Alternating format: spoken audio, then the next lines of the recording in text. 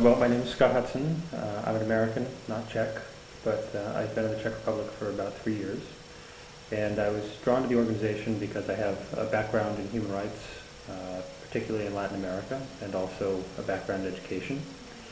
And People in Need is one of the largest NGOs in the Czech Republic, and certainly one of the most active in the field of human rights. And I started working with them in particular in the Cuba section, partially because of my background in Latin America and being able to speak Spanish and English. And then was able to move to the film festival, partially because it's a bit more expansive. It covers a whole range of human rights topics, and I think if you are someone like me, it's nice to have that range rather than being focused only on one country for an extended period of time. Because obviously there's so much going on in the world all the time, and I'm trying to keep up with it, whether it's what's happening in Tunisia right now, what happened in Iran last year, what is constantly going on in the post-Soviet world. And the film festival is a great opportunity for me to continue to stay engaged in those topics.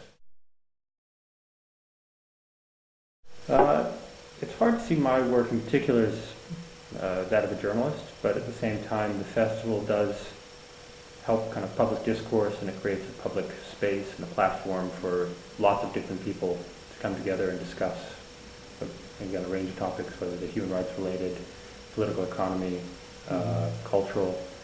And, you know, it's something that's pretty remarkable. I mean, 10 years ago, there weren't that many human rights film festivals. One World was one of the first in Europe. Now, 13 years later, there's been an explosion of these festivals throughout the region and also into Central Asia and other parts of the world.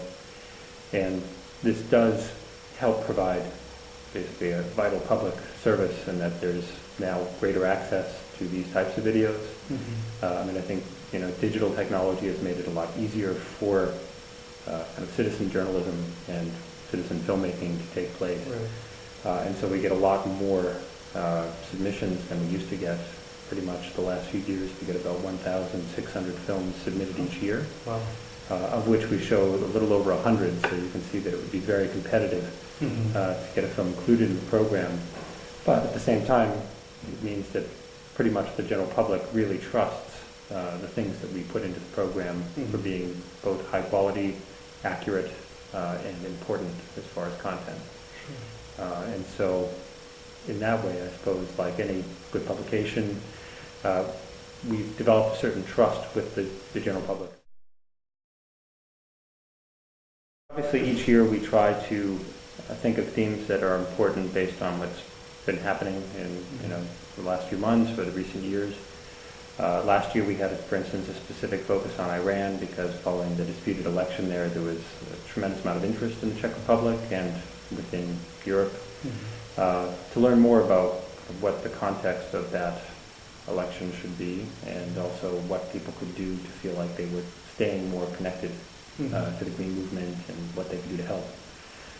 This year, for instance, we've got more of a focus on corruption as one overarching theme, because obviously in the Czech Republic and pretty much throughout the region there's an ongoing issue with corruption. As you know, I think it's basically been said historically it takes 2 generations to fully consolidate a democratic culture. And so, you know, they're 1 generation in, and obviously things are much better than they were 20 years ago, but there's still a lot of problems, corruption being one of them, that they haven't been completely able to solve in the Czech Republic and in other countries. And so we wanted to focus on it because, again, it's a topic that people are interested in. And then as an overarching theme, we have civic engagement this year, trying to show examples of people getting involved in civil society, because it's another thing that is potentially shifting here. You know, the Czech Republic has a very strong dissident culture from 20 years ago, which still resonates with, say, people over 30, people into their 40s. But for the young generation that pretty much grew up post-communism, there's a worry that they don't necessarily have the same understanding or the same impulse that they feel like they should have to act, because they don't really know what it's like to be denied the liberty to travel. They have a much greater sense of opportunity for what they can do with their lives. And so there's a fear that they will not be as civically engaged maybe as people were in the past. And so we wanted to make that a focus of this year's festival. We want to attract everybody, but at the same time, we know from our demographics that we get a very strong turnout, say from people 16 to 35.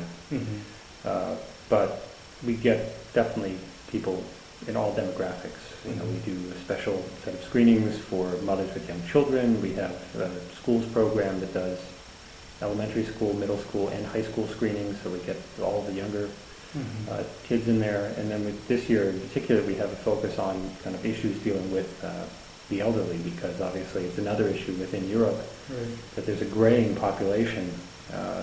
People know that it's happening. The population demographics in Czech Republic are destined to go down unless something changes pretty radically. And so we wanted to pull a number of documentaries that look at issues specific to people over 65. But I mean, again, I think regardless of the themes or the overarching topic, we tend to get people that are engaged. And I think in general there's a very strong festival culture in the Czech Republic, but it is driven partially by young people. So there's a much greater turnout for people in that kind of time, or because of the interest, or because the films have maybe been presented through our school program. It's about the number of high schools that kind of built an audience, not in the last several years. But yeah, the turnout is pretty remarkable. The Czech Republic, between public screenings and school screenings, we get about 100,000 people a year. Just in Prague, we get over 40,000. And so, we're getting a huge turnout for what most people would think is relevant documentaries that we don't seem like there must be very limited interest. But we found that especially as the festival evolved, there's a tremendous amount of public interest. It's a matter of looking at students paying to understand why the festival is happening, and getting trust that it's worth the time and making time to do these types of things. So we've got an influence in the standards. We've got to make sure that things go smoothly, that they're not testing them, and all that happens. It's almost entirely Czech. People in these kind of over 200 employees just in Czech Republic, and the overwhelming majority are Czech, some Florida, some Germany. The founder of One World is actually Boston, but he is now working in Asia, and he was with the organization for roughly 20 years. But at the same time, the leadership of the organization is Czech, and the people that are involved in the citizen and contributing in Czech and the number of people working in the organization are people who are very diverse, because it's a film festival, it's a school program, it's got children dealing with large amount of people in the Czech Republic, it's got a youth development section, human rights section, and so there's lots of different programs that people will be involved in. Some of them are perfect for people at some university, some of them are really long-term commitments, because we're doing stuff like living development.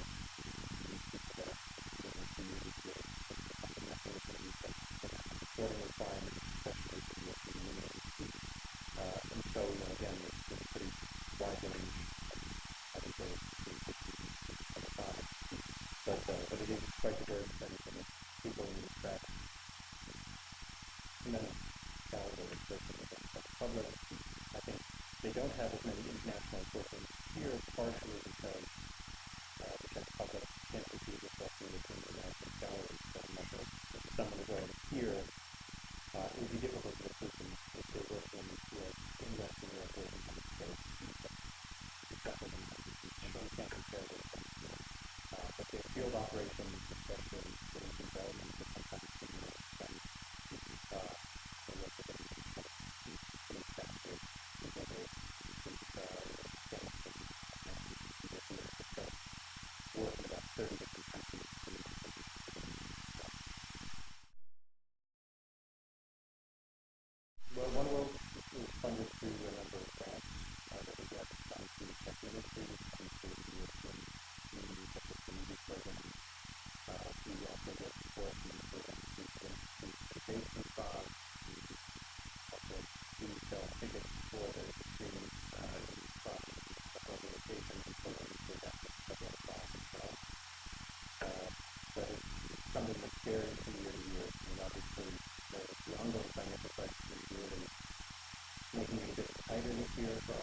questions, which one more shared with not only the rest of the organization and the rest of the media section, the general public, but also people making documentary films. Again, we're all kind of going after the same sources of money, and all of them are finding these not as many people contributing, or just that they're trying to do more with that, whatever the funding perspective.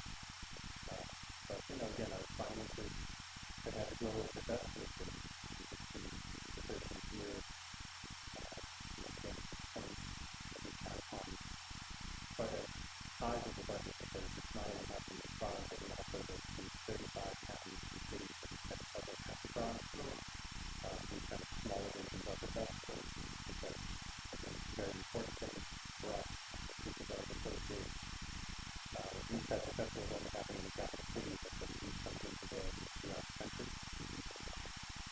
And so, to do that, talking about most people, subtitles, that especially for the region, we have to make sure that we deal with the formats that we very much of the community. And, we try to bring as many directors and people involved as possible. This year we're also adding some other components that are relatively new, here in this video activism and movement. So that's something that develops on the quality. We're going to do some of the documentary templates and some of the video and type of workshops, using documentary film and talking about the amazing practices that we use. And so, of course, part of how we've been able to continue to grow is that we don't sit back every year and try to add something to the best of it. Once it became established, sort of open platform, you start plugging in the things and thinking about the desire to